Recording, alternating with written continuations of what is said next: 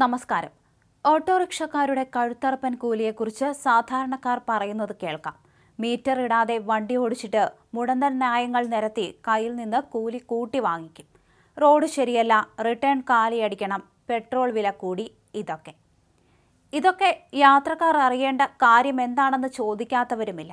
ഓട്ടോക്കാരോട് തർക്കിക്കുന്നതല്ലാതെ ആരും കാര്യമായി ഇതിനോട് പ്രതികരിക്കാറൊന്നുമില്ല. സംസ്ഥാനത്തെ എല്ലാ അംഗീകൃത ഓട്ടോ സ്റ്റാൻഡുകളിലും ഓട്ടോ യാത്രാ നിരക്ക് തിരിച്ചറിയാനാകുന്ന തരത്തിൽ ബോർഡുകൾ സ്ഥാപിക്കാൻ മോട്ടോർ വാഹന വകുപ്പിന്റെ നിർദ്ദേശം. ഓട്ടോറിക്ഷകൾ മാനദണ്ഡങ്ങൾ പാലിക്കാതെ അമിത യാത്രാക്കൂലി വാങ്ങുന്നതായുള്ള വ്യാപക പരാതിയുടെ അടിസ്ഥാനത്തിലാണ് നിർദ്ദേശം. ഓട്ടോറിക്ഷകളിൽ നിരക്ക് പട്ടിക പ്രദർശിപ്പിക്കണമെന്ന നിയമത്തിന് പുറമെയാണ് സ്റ്റാൻഡിലും ബോർഡ് വേണമെന്ന നിർദ്ദേശം വരുന്നത്. ഇതിനായി നടപടി സ്വീകരിക്കാൻ ആർടിഒമാരോടും ജോയിന്റ് ആർടിഒമാരോടും ആവശ്യപ്പെട്ടിട്ടുണ്ട്. കൃത്യമായ യാത്രാക്കൂലി എത്രയെന്ന് അറിയാത്തത് മൂലം പലപ്പോഴും യാത്രക്കാർ ചൂഷണം ചെയ്യപ്പെടുകയാണ്. മോട്ടോർ വാഹന വകുപ്പിന്റെ പുതുക്കിയ ഓട്ടോ യാത്രാ നിരക്കാണ് പ്രദർശിപ്പിക്കേണ്ടത്. 1.5 കിലോമീറ്ററിന് 30 രൂപ എന്ന ഏറ്റവും കുറഞ്ഞ നിരക്ക് മുതൽ 26 കിലോമീറ്ററിനുള്ള 397.50 രൂപ എന്ന നിരക്ക് വരെയെങ്കിലും പട്ടികയിലുണ്ടാകണം. ഒപ്പം നിരക്ക് ഈടാക്കുന്നതിന്റെ മാനദണ്ഡം, രാത്രി യാത്രയിൽ നിരക്കിലെ വ്യത്യാസം, കാത്തുനിൽക്കേണ്ടി വരുമ്പോഴുള്ള നിരക്ക് തുടങ്ങിയ വിവരങ്ങളും ഉണ്ടാകണം.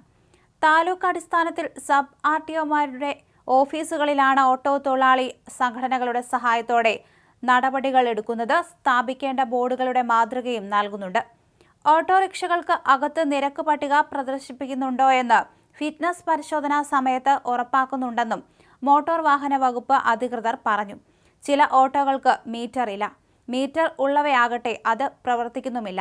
വാഹനത്തിൽ കയറുന്ന യാത്രികന് താൻ എത്ര കിലോമീറ്റർ യാത്ര ചെയ്തു, അതിന് എത്ര രൂപ കൂലി നൽകണം എന്നറിയാനുള്ള അവകാശമുണ്ട്. ഇതിന് മീറ്റർ നിർബന്ധമാണെന്ന് മോട്ടോർ വാഹന ചട്ടത്തിൽ പറയുന്നുണ്ട്.